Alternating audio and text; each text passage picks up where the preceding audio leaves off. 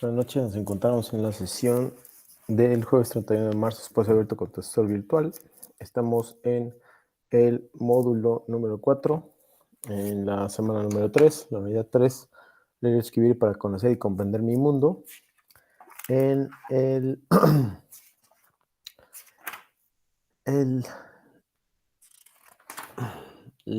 módulo 4, textos y visiones del mundo. Voy a empezar con una revisión general del texto. Y a partir de eso, un momento.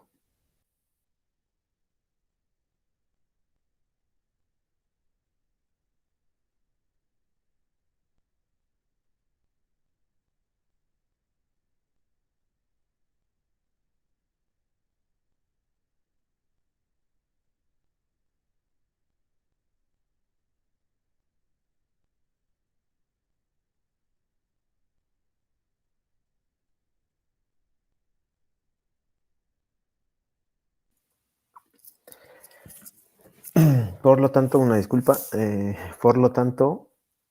Nos vamos a encontrar en la semana 3 en las actividades integradoras número 5 y número 6, que corresponden una a un foro de novedades y la otra a la escritura de un cuento a partir de la obra de teatro que se llama Las nubes de Aristófanes, que es una comedia, parodia de las enseñanzas de Sócrates. Bueno, comencemos con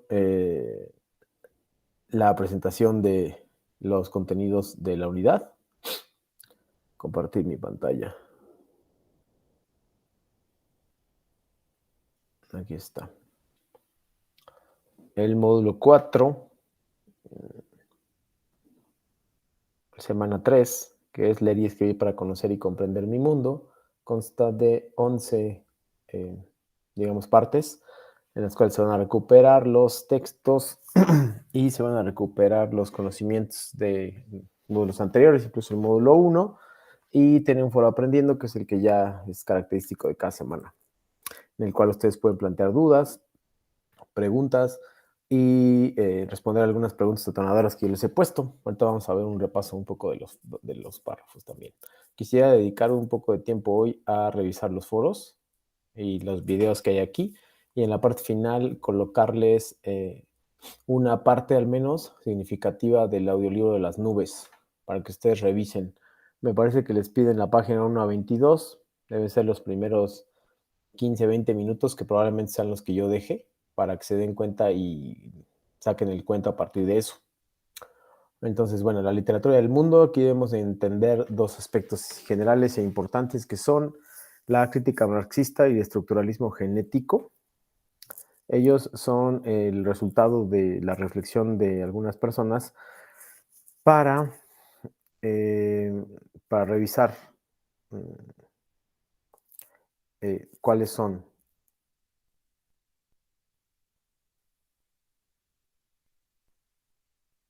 los cuáles son los parámetros a seguir de la literatura en tiempos recientes. Como lo dice ahí, pues la crítica marxista tiene que mucho que ver con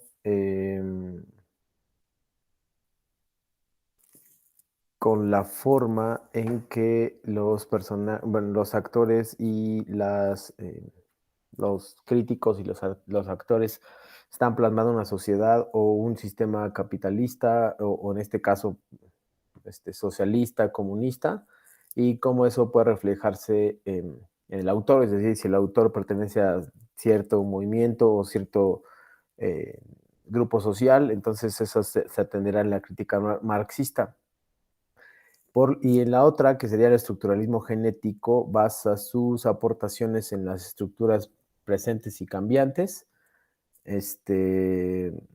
y se acerca a la estructura de la obra, por supuesto, y la relación con estructuras mentales de grupos sociales, es decir, cuáles son las idiosincrasias de un pensamiento general y cómo pueden resolverse en general. Básicamente en esto se dividen. Les sugiero, es una sugerencia, que ustedes puedan utilizar estos dos, que si buscan en cualquier buscador crítica marxista y estructuralismo genético, pueden revisar un par de notas y con eso poder participar de manera más amplia en el foro de novedades. y también en sus actividades integradoras 5 y 6. Eso sería pues, importante. Sobre este primer material, recuerden que hay una relación directa entre literatura y sociedad y esas son indivisibles, por lo tanto, pues se desea que ustedes analicen, cuando analicen un texto literario, sepan en qué contexto está inmerso, tanto el contexto social del autor como el contexto de la historia. Es decir, podemos hablar de dos planos, el plano de la historia y el plano del autor. El plano de la historia no son necesariamente similares. Puede el autor vivir en el siglo XXI, el 2022, y ambientar una historia en 1600. Entonces hay una diferencia entre el tiempo del autor, por qué está haciendo esa historia en este preciso momento del siglo XXI, en las circunstancias en las que estamos viviendo en el mundo, porque tiene que hacer una historia de que sucedió hace muchos siglos. Sus razones tendrá y eso es lo que un crítico tendría que investigar. Y ustedes parcialmente también. Va a ser el caso de Las nubes de una comedia de Aristófanes, donde ustedes van a ver lo básico de por qué se estaba retratando así, cuál es la explicación de la obra y cuál es la relación que tenía con Sócrates, el autor, que es un filósofo muy importante. Bueno, ahora sí voy a seguir compartiendo los contenidos del módulo. Para experiencias estéticas es la parte súper vital y voy a reproducir la parte que es estética para que ustedes la revisen y luego lo voy a reproducir la fuente de la estética, de la experiencia estética. Entonces aquí recuerden, como les dije en la clase de ayer, si ustedes entregan notas sobre el segundo video que están viendo ahora, el que se llama la experiencia estética, pues tendrán puntos extras. Entonces, bueno, lo vamos a ver y rápidamente ahorita hago un resumen breve. Vamos a comenzar a estudiar juntos otra rama de la filosofía que es ni más ni menos que la estética, otra disciplina filosófica. Entonces, a la pregunta de ¿qué es la estética? Nosotros vamos a decir ¿qué es la reflexión filosófica? Vamos a hacer una pequeña pausa porque entró Uri Cabrera y pues voy a responder algunas de sus preguntas y ya después continúo con el video, no hay ningún problema. Hola, buenas tardes. Buenas tardes. ¿Cómo estás?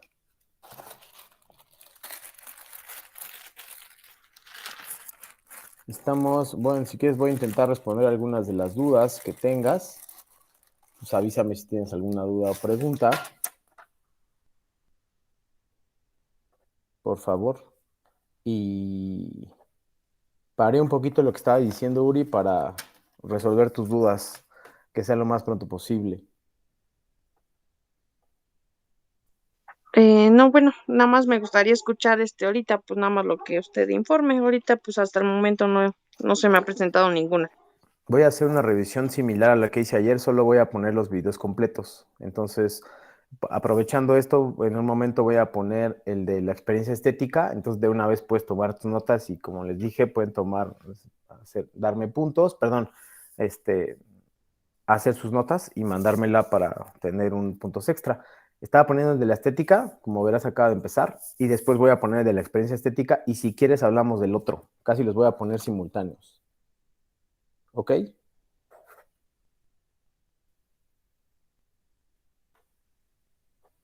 Gracias.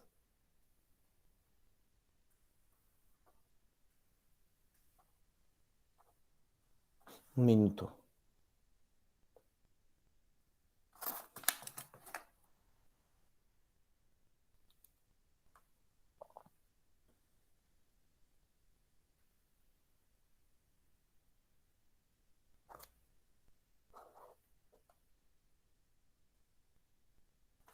Listo. Voy a colocarla entonces ahora y voy a ponerla. La reflexión filosófica sobre la actividad artística. Sobre la actividad artística. Es decir, sobre sus productos, las obras de arte, obras de arte y también sobre el valor que se relaciona con ellas. Y sobre el valor que se relaciona con ellas. ¿A qué nos estamos refiriendo? A la belleza. Entonces, por ejemplo, Kant, recordemos el filósofo Immanuel Kant, que nosotros hemos visto en nuestros videos, nos va a decir por su parte en su obra Crítica del Juicio,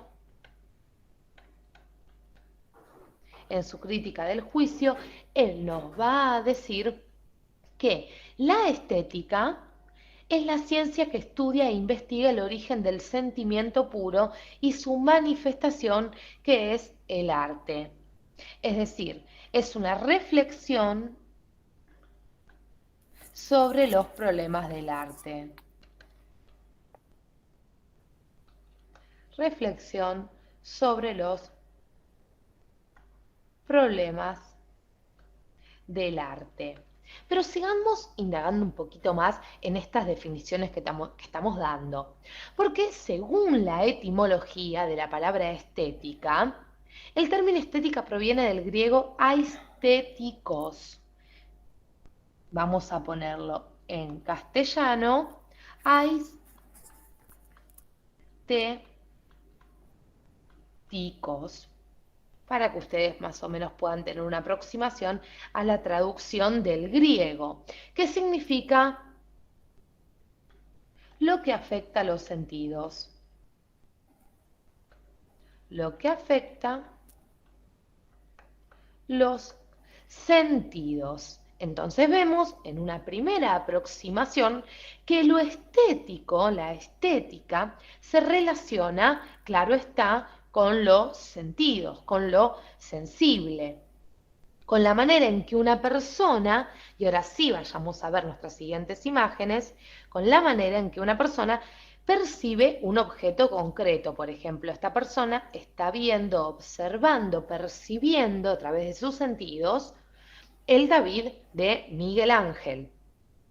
Entonces, la estética, lo estético se relaciona, como vemos, con lo sensible, por un lado, es decir, con la manera en que un hombre, en que un sujeto percibe un objeto por medio de los sentidos, y con las sensaciones que ese objeto le produce. Es decir, este objeto le va a producir sensaciones al sujeto que lo está conociendo, que lo está observando, ya sean o no de su agrado. Yo puedo ver una obra de arte y quedar encantada, decir que me encanta, que esa obra sea de mi gusto, y también puede pasar que yo vea el David de Miguel Ángel, por ejemplo, y diga, hoy no, es horrible. Tápenlo, destrúyanlo, es horrible. Entonces, lo básico es que sean de mi agrado o no, sean de mi gusto o no, el objeto artístico, la obra de arte siempre me va a producir una serie de sensaciones. Entonces, en toda experiencia artística tiene que haber un sujeto, es decir, la persona que aprecia algo, y un objeto, que es lo apreciado. Y también, claro está, se debe dar todo en un contexto. Es decir, un lugar y tiempo determinado en donde se dé esta experiencia artística que estamos describiendo. Si, por ejemplo, estoy viendo una obra de arte, como decíamos, que me gusta, esa experiencia me va a producir un tipo de goce que se denominará goce estético. Goce estético, es decir, un tipo de goce que es perdurable y que no se limitará solamente a los sentidos, sino que también va a comprometer aspectos emocionales e intelectuales a la hora en que yo lo perciba, al momento de producirse ese goce estético. Pero vamos a dar un ejemplo con una obra importantísima en la historia del arte, que es ni más ni menos que el Guernica de Pablo Picasso. En el Guernica de Pablo Picasso, por ejemplo, yo voy al museo y me siento en un banco a ver la obra. Si yo veo el Guernica de Picasso, por un lado voy a disfrutar de la composición de colores y formas, de cómo están distribuidos los elementos dentro de la pintura, etc. Pero por otro lado puede que me pase que se me despierte cierto temor a analizar el tema de fondo que nos está revelando la obra de arte. Inclusive podemos llegar a reflexionar sobre las guerras o la miseria humana. Entonces, el goce estético no solo tiene que ver con aquello que perciben los sentidos, sino que también al momento de posicionarme frente a una obra de arte, se me van a comprometer dentro de mí no solo mis emociones, sino también ciertos aspectos intelectuales. Yo voy a reflexionar sobre aquello que estoy viendo en muchos casos. Entonces, cuando nosotros hablamos de estética, nos podemos formular, mejor dicho, ciertos interrogantes que se han formulado todos los que han tratado la estética. Por ejemplo, el primer interrogante, ¿qué es la belleza? Y qué complicado es definir la belleza.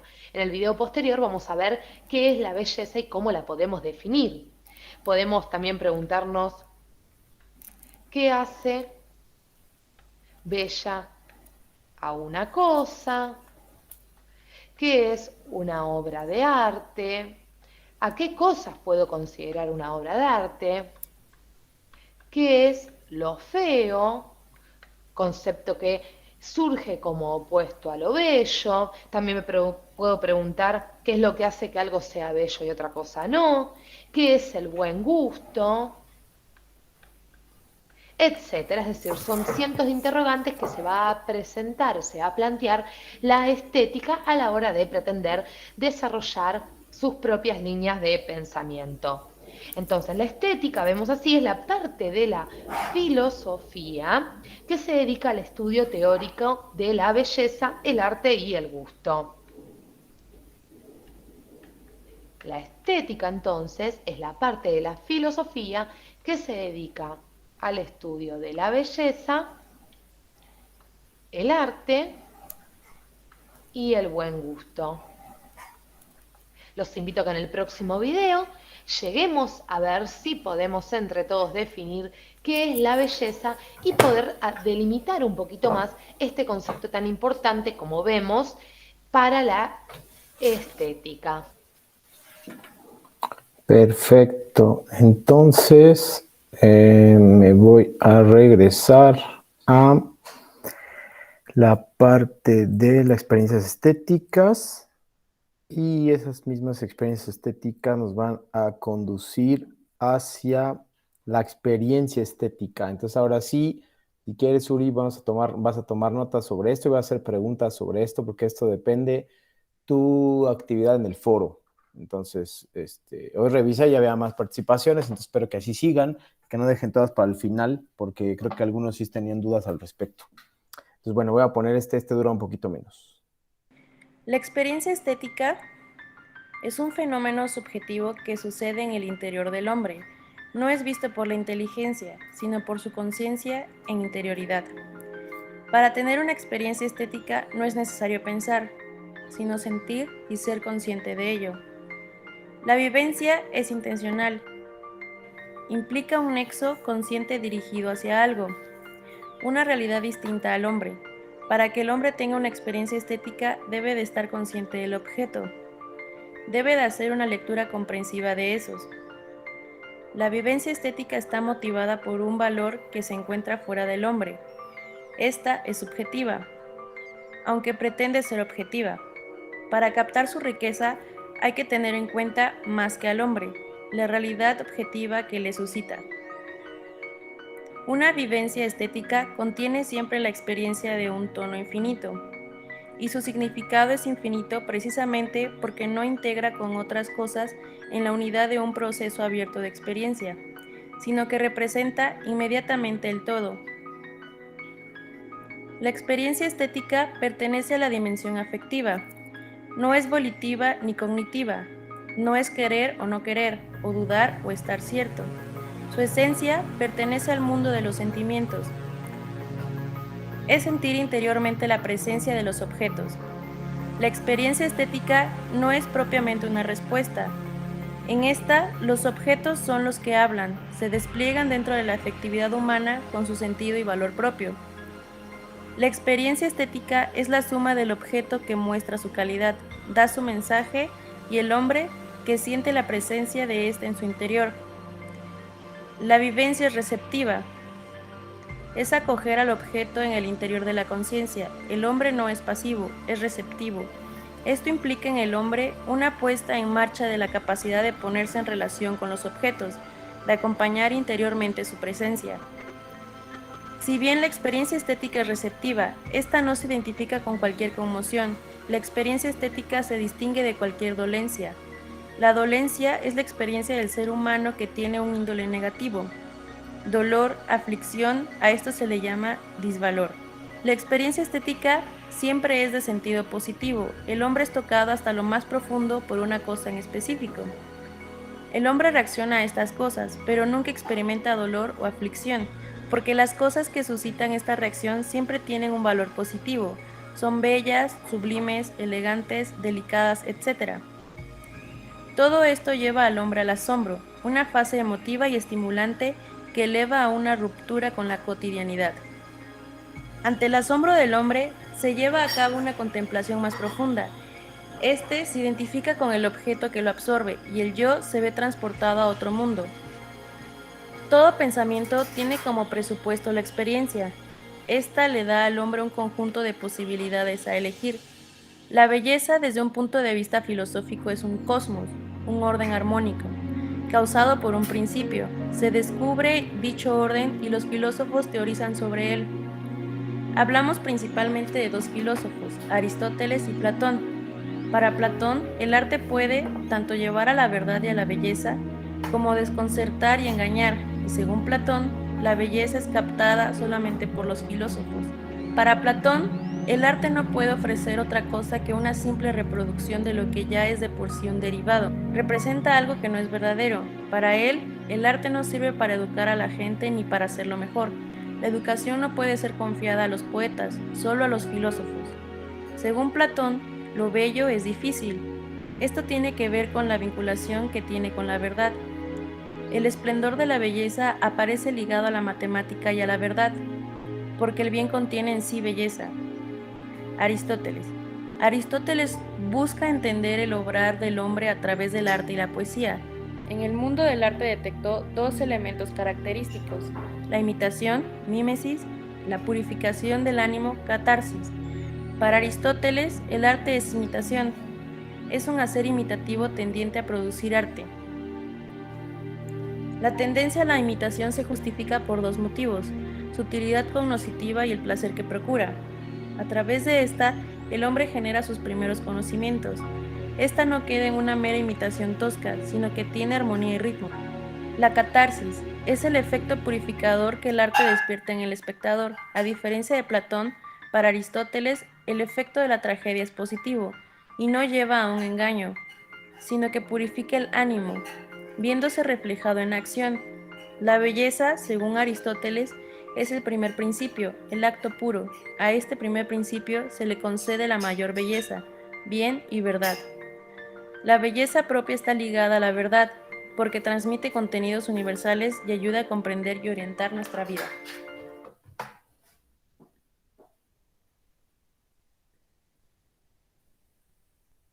Listo, Uri, si quieres hablarme de eso, está bien. Y si no, toma tus notas para revisar lo que hay que hacer. En función de estos dos videos, uno habla sobre la rama de la filosofía que persigue la estética, es la estética, y el otro habla sobre el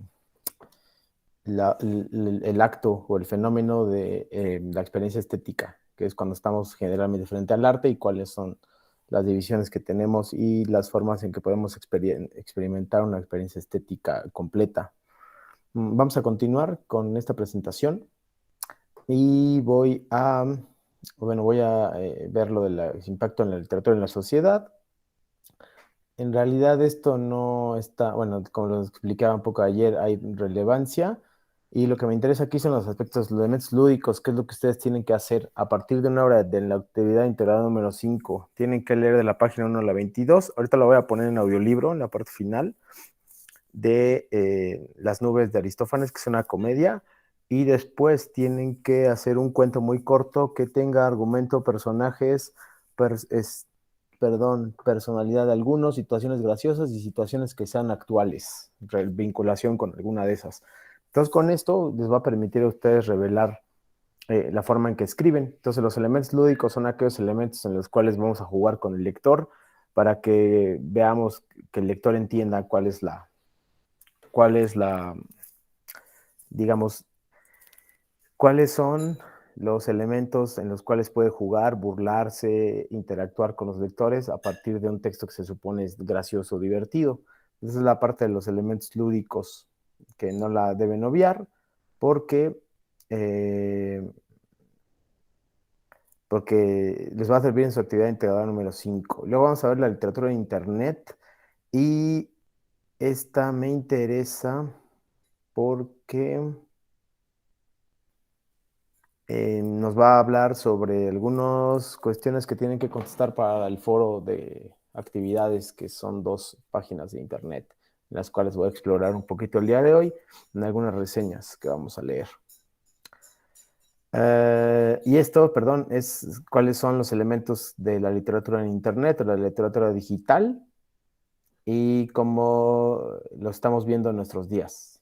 Entonces, me parece un poquito más relevante estudiar de la literatura en internet porque, pues como lo dije, tiene bastante información que les puede servir más adelante y sobre todo consideren usarlo como fuente de información en sus aportaciones en el foro de novedades, en el foro de la semana 3, perdón. El arte en la era digital, me parece que aquí hay un video, es un poco largo, voy a poner solo una parte, porque ese no lo vimos ayer. Luego vamos a ver difusión de la literatura, producción de textos, que son las que más me interesan, y vamos a ver las actividades integradoras otra vez, estos dos, las actividades integradoras, y después, si hay tiempo, pongo el audiolibro de Las nubes. Vamos a poner muy rápido.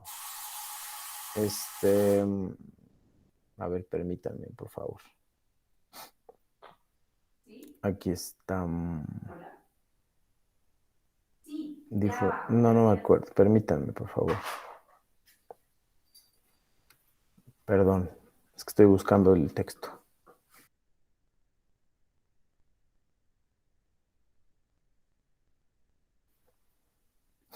Creo que ya. Espero estarlo encontrando. Ahora sí, arte en la era digital. Aquí está. Voy a poner solo un fragmento. Es vital, es importante. Listo. Lo que está generando Internet es casi una dimensión paralela del espectáculo. Y estas tecnologías no hacen otra cosa que copiar. Si no hay talento, no hay tecnología que sirva.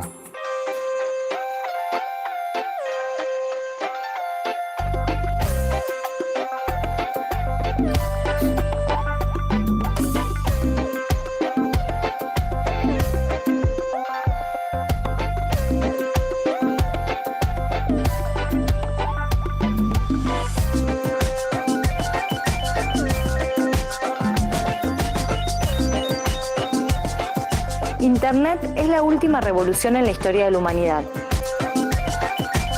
En muy poco tiempo cambió radicalmente la forma en que nos relacionamos con otros, con la política, con el arte y con los medios. Conectados, vamos dando forma a un mundo en constante transformación. Así, vivimos en América del Sur la conversión digital. Hemisferio Sur, una región conectada.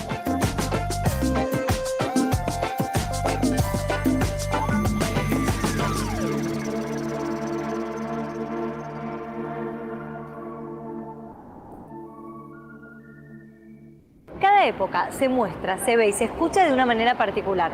Como nunca antes, el arte, los medios y las tecnologías se encuentran fundidos en una red donde todos podemos meter mano. En el campo del arte, la idea del objeto único, del aura del objeto único, no ha muerto.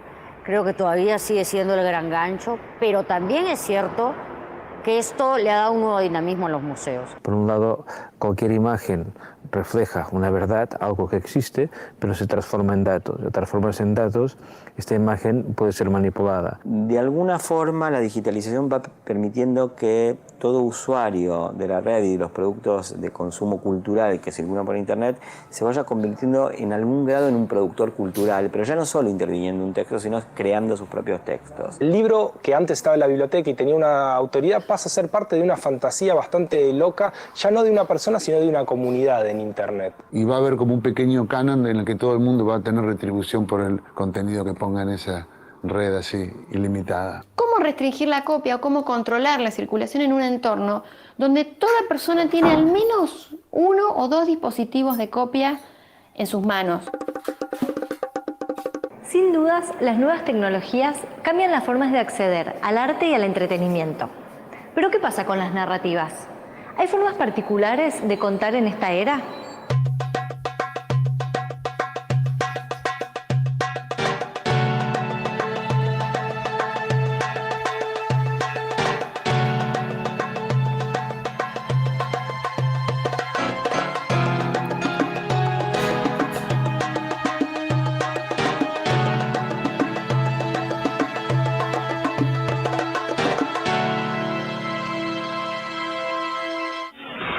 Es otra cosa.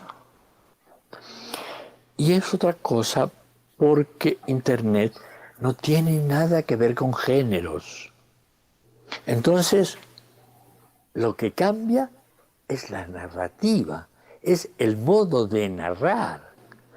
Y cuando uno ve lo que está pasando por YouTube como relatos, que hay desde rituales que han sido robados a una comunidad primitiva, entre comillas, porque no es teatro.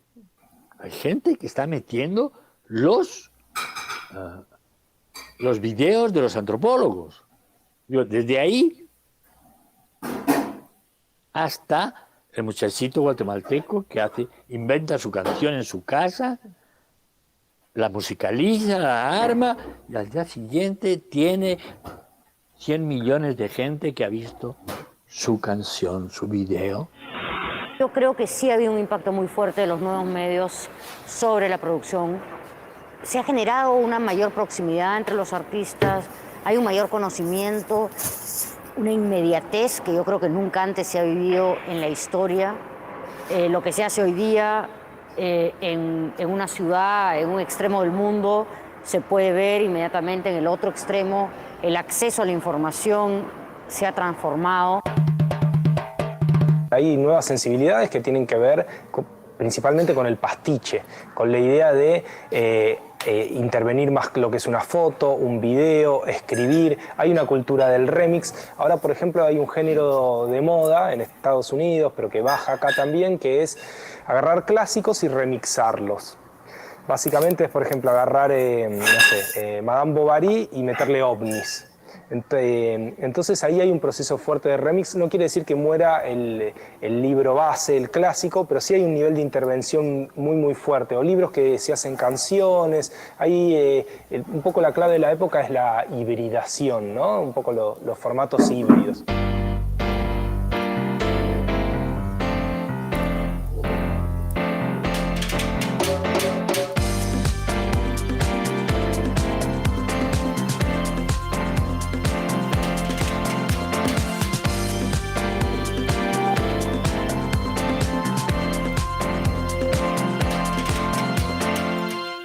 Conectados permite acceder al arte y al entretenimiento con una velocidad sin precedentes y desplegando una oferta casi infinita.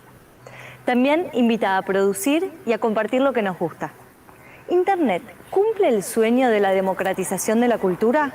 Sí, claro que democratiza la cultura. Lo que pasa es que ahora lo que hay es... Antes la góndola de la cultura tenía distintos productos y esos productos estaban digitados por distintas capas de autoridad. Las editoriales, las discográficas. Ahora la verdad es que todos pueden subir, es decir, se amplió la biblioteca de opciones de consumos culturales. Todos tienen acceso a la cultura y la posibilidad de acceder a ello es es vital, es importante, es algo que ayuda a las personas en su crecimiento y en el mundo que les toca. Es casi un tema de igualdad. Va a haber una generación entera que se educó en el uso, la intervención, el consumo activo y la producción a través de las nuevas tecnologías, y eso supongo que por lo menos por algunas generaciones va a dejar una huella.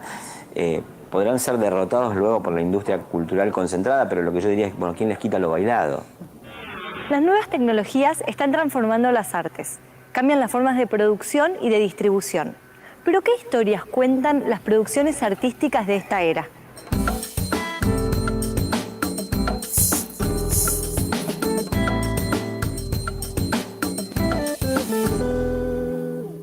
Hay diferentes mutaciones, es decir, la primera mutación es el concepto de público, concepto de sala, que ha entrado en crisis.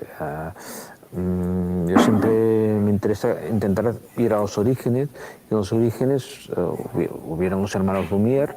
Los hermanos Lumière triunfaron porque presentaron el invento cinematográfico frente a un público. Y entonces se institucionalizó la idea de que ir al cine tenía relación con un acto público. En cambio, Edison tuvo un problema, lo inventó todo, pero no triunfó porque puso cine dentro de una caja llamada kinetoscopio, y que era una caja para la visión individual de una persona sola que miraba por un agujerito y veía las imágenes. Al cabo, durante el siglo XX, triunfó el modelo Lumière, pero en estos momentos lo que está triunfando es el modelo Edison. Pero la gente está mirando las películas en sus kinetoscopios, que son los ordenadores portátiles, los iPod, los iPad, los teléfonos móviles que puedes intentar si puedes mirarte una película, etc. Es decir, todo el mundo tiene sus kinetoscopios.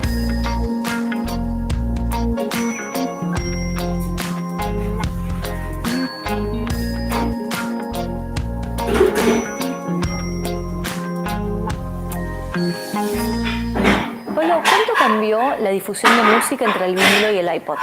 Cambió muchísimo en términos de cantidad, de cualidad, de posibilidades de consumo, porque lo primero que sucede es que gracias a que digamos, se puede almacenar mucha más música, los jóvenes, que son los usuarios más prevalentes de este tipo de tecnologías, pueden escuchar muchísima más música. Pero aparte, como eso se combina con el acceso a música relativamente barato o más barato que nunca en la historia a través de la red, trae un poco la consecuencia de que cualquier chico ha escuchado muchos más géneros y tipos de música que cualquier adulto que era joven hace 20 años o que era joven hace 30 o 40 años.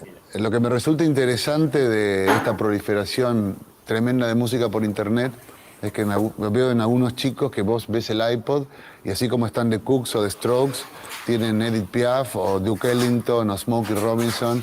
O sea que la posibilidad de información para la persona realmente interesada y con deseo de juntar cultura le da acceso a mucha música, y eso es muy bueno. Un periodista que era crítico de cine le pregunta a Walter Benjamin: ¿usted cree que algún día el cine llegará a ser arte? Mayor de los 30, 1930. La respuesta de Benjamin fue: ¿usted tiene idea de lo que será el arte después del cine? Yo diría que algo así no está pasando, ¿sí?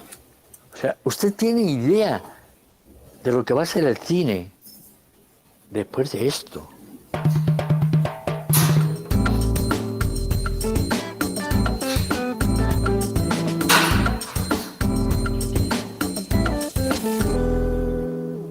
Conectados a la red, podemos consumir, producir y compartir a un costo mínimo.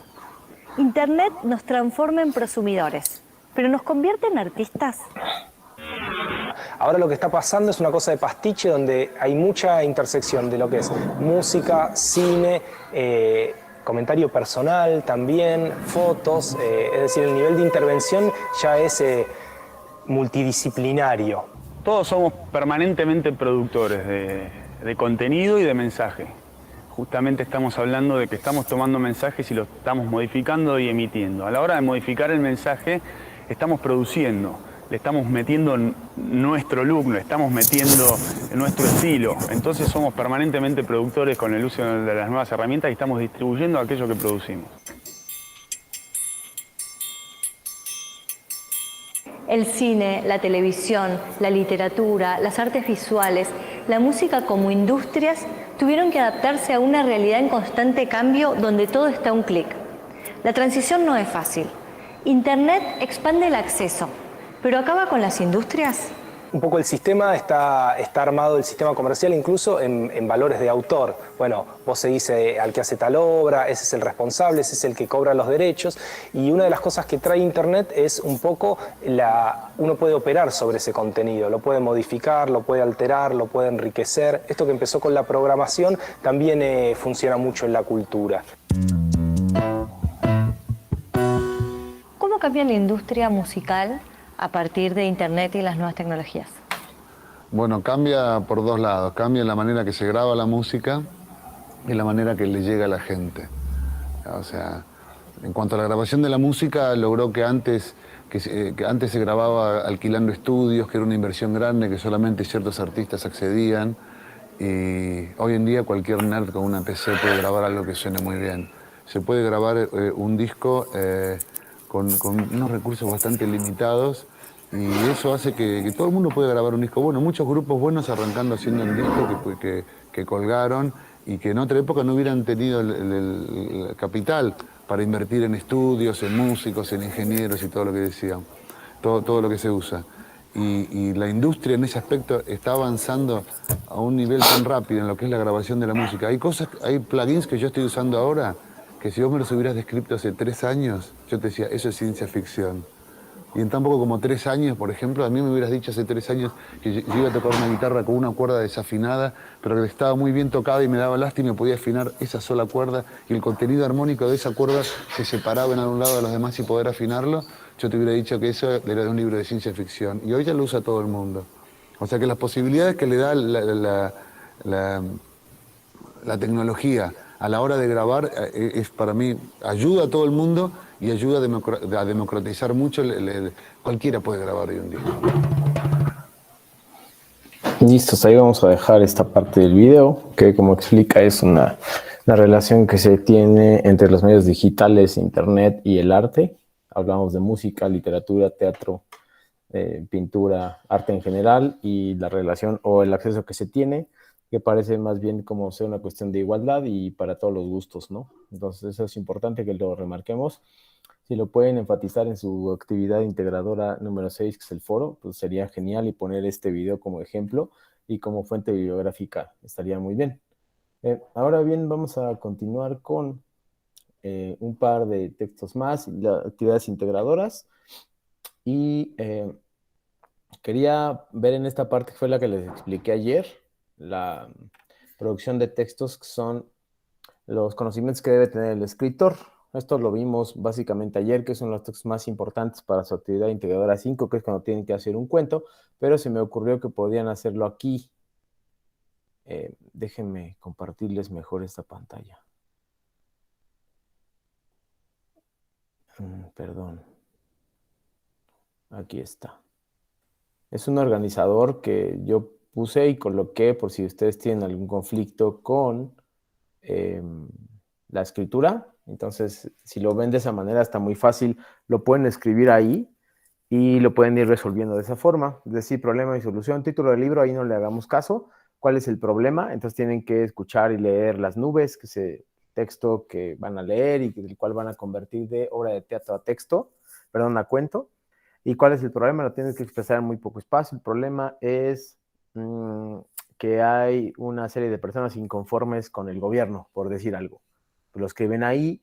¿Qué pasa? 1, protesta. Suceso 2 y suceso 3 son las protestas, los tienen que escribir ahí y luego ya lo van a desarrollar en una hoja. Este nada más es un esquema de problema y solución para un cuento, y la solución la ponen.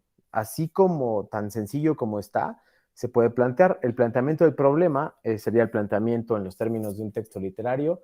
Los sucesos 1, 2 y 3 unidos serían el clímax, y la solución pues sería la resolución del conflicto, el problema resuelto, o el fin del cuento, o de la novela que estemos leyendo, o de la obra de teatro incluso.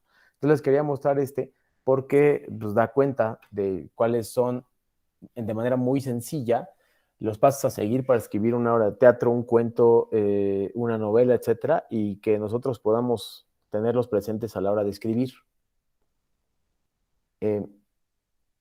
Eso me parece muy importante, pero lo que ya, bueno, vamos con esto, y después, ahora sí, quería avanzar hacia las actividades integradoras.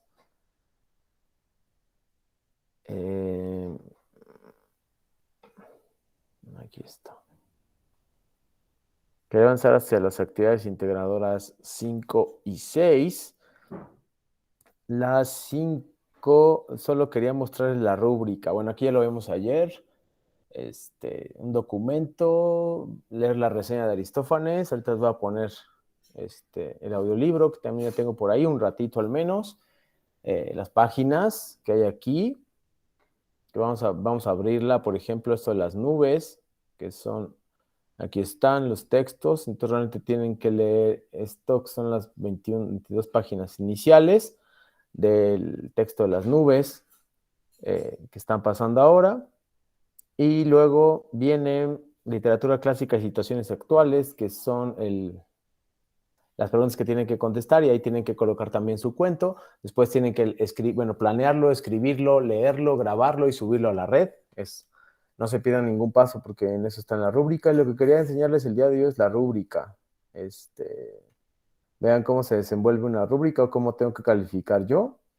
De esta forma es pasar de un nivel experto a un nivel aprendiz o requiere apoyo. Miren, se escribe el cuento en una extensión solicitada, mantienen los personajes, se identifican mejoras, respuesta, justificación, las preguntas de reflexión, forma concreta y coherente, eficientemente la tecnología, lo coloca el nombre del archivo, que también ha estado fallando el nombre del archivo, no se les olvide cómo se llama el archivo. Organización de la información, normas de comunicación, entornos de etiqueta, el audio tiene buena calidad, los personajes literarios, las emociones, situaciones del contexto, elementos divertidos o graciosos, escribir y narrar oralmente, son cosas en realidad muy sencillas que ustedes siguen las instrucciones, pues no debería haber ningún problema con eso. Entonces, esa es una parte. Por la otra, quiero que revisen bueno, no estoy seguro si aquí está la rúbrica, pero la forma de actividad, perdón, la forma de calificación son estas: la acción poética y zona negativa, que es algo que yo quería pasar hoy. Tengo aquí preparado un podcast que es hablan sobre cómics. Entonces viene aquí en esta página que se llama Zona Negativa, que es de cómics, inicio, archivo, cómics, cine, secciones, podcast, créditos y contacto.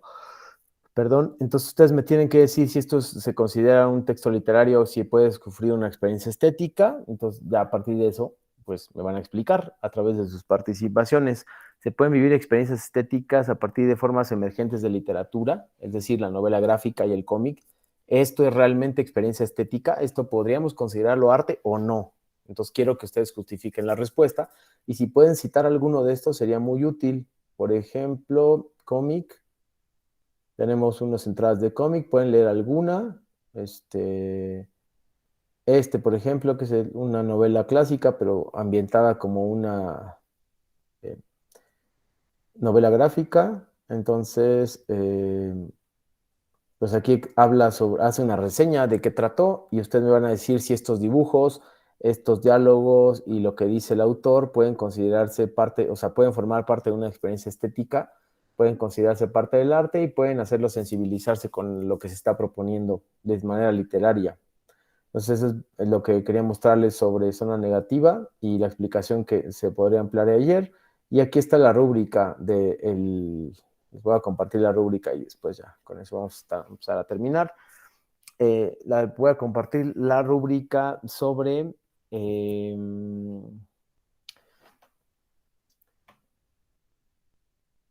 el foro de actividades. Vean, 5 aportaciones, respuesta justificada, planteamiento, palabras, experiencia estética, justificar los contenidos.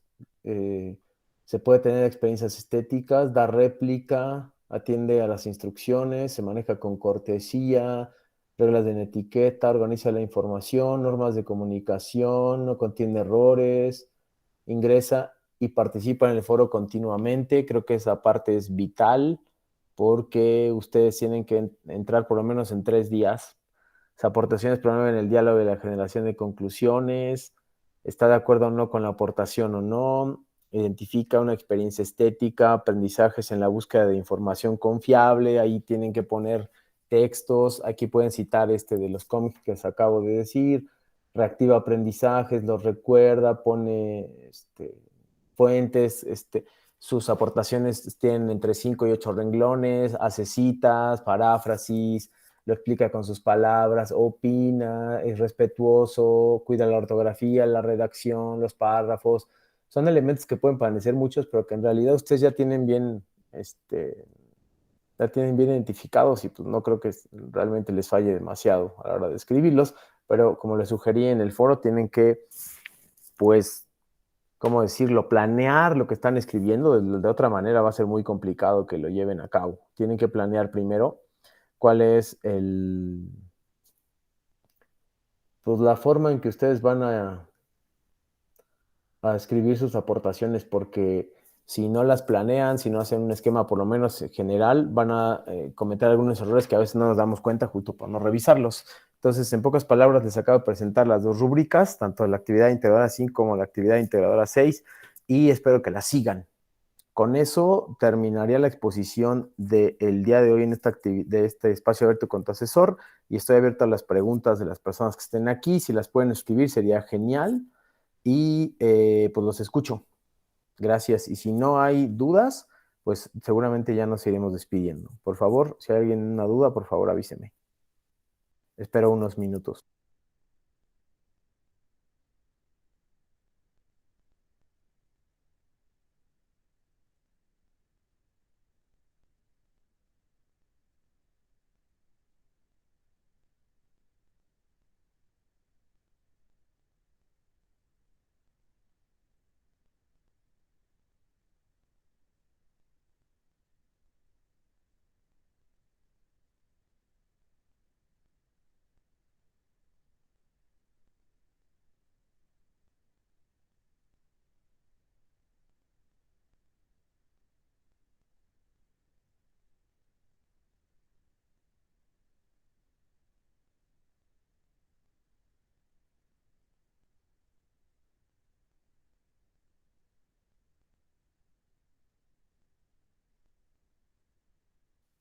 No duden en escribirme por mensajes. Si tienen alguna duda o pregunta a partir de la próxima, a partir de hoy o mañana, participar continuamente en foros, responder las preguntas, revisar las actividades integradoras si es que no han hecho alguna, y preguntarme por correo o por mensaje, que son las vías de comunicación que tenemos. Les recuerdo el horario de 3:30 a 7:30, excepto miércoles y jueves, que estamos un poquito más tarde y que puedo contestar algunas de sus dudas y preguntas.